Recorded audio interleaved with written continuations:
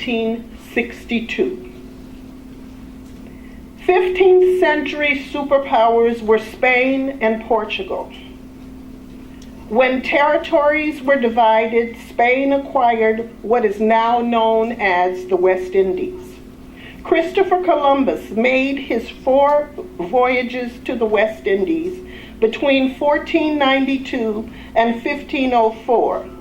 The islands automatically became part of the Spanish kingdom. The indigenous Arawak Indians of the Taino tribes were enslaved and were set to work raising cattle, growing tobacco, sugar cane, mining small quantities of gold, which was Christopher Columbus's original pursuit. Due to the introduction of diseases by the settlers, by 1611, only 74 Indians remained alive. The important thing that happened during 1517 and beyond was the importation of African slaves. The Africans were enslaved to work in Jamaica and other West Indian islands. By 1655, Jamaica was captured by the British, who ruled the colony until independence in 1962. The number of enslaved Africans were greatly increased. The slaves came from 5,000 miles stretched along the western coast of Africa, from Senegal to Angola, which is now Zaire. Slaves were acquired in numerous ways, captured during wars, current slaves were sold, captured during raids on villages, as well as criminals were enslaved and sold. Ship captains acquired these slaves and set sail. This journey was known as the Middle Passage from Africa to the West Indies. Have we heard of the Middle Passage? Okay, absolutely. Once in Jamaica, the slaves were seasoned or indoctrinated into their new way of life and work. Sugarcane was the predominant crop, Rose Hall, a prominent plantation. The slaves had provisions, grounds. This is where they were allowed to live. And on these grounds, they grew food, raised animals, and even had a market for the surplus that they acquired.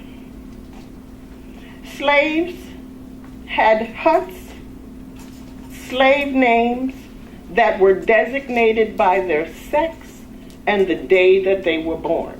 So you would have multiple women born on the same day with the same name. Multiple men born on the same day with the same name. We were commodities.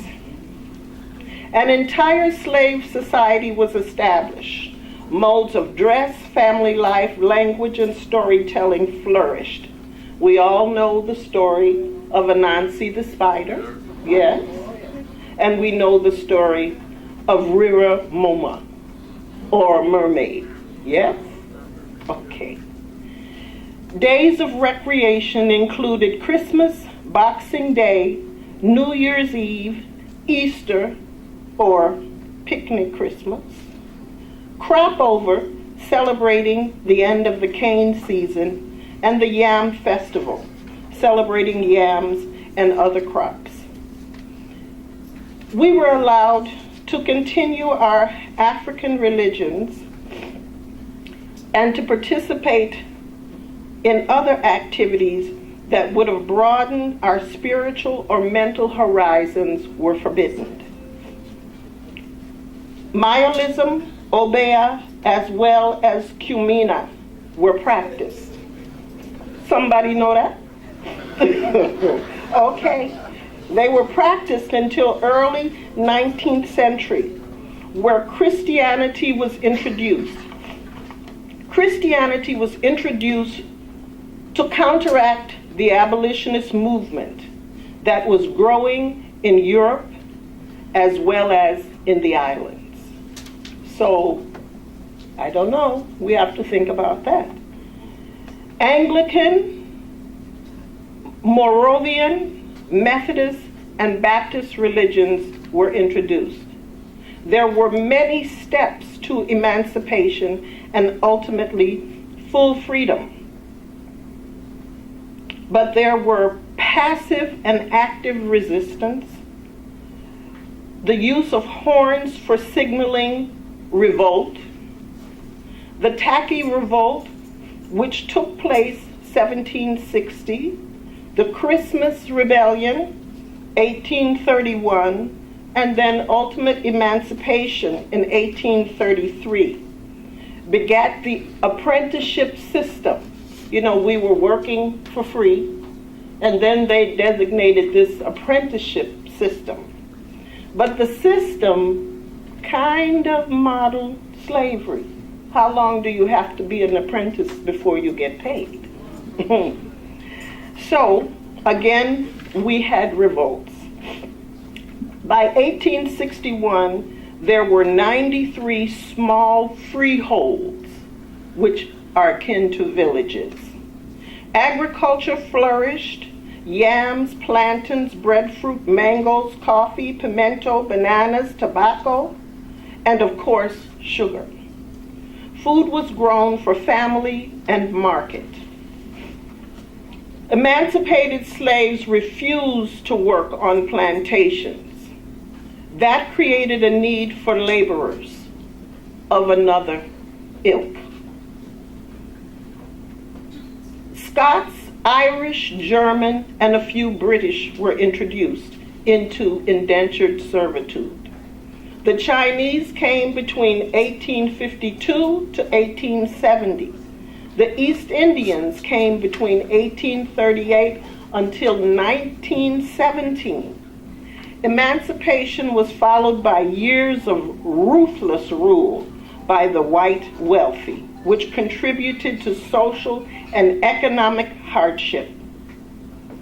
Collapse of sugar industry, unemployment increased. Increase in prices due to the U.S. Civil War, heavy taxation, cholera, and smallpox killed 50,000 people. There was drought. There was no justice for the peasant class. We persisted along the road to self-governance led by Marcus Garvey, Sir Alexander Bustamante, Norman Manley, and self-government was realized November 11th, 1957. We achieved independence in August 6th of 1962. Out of many, one people. Out of many, one people. A people without the knowledge of their past history and culture is like a tree without roots. I hope that for many of you, this was a brief refresher. And for those of you not familiar with our particular history, I hope that you are moved to explore your roots. Happy 56th Independence to Jamaica and to you.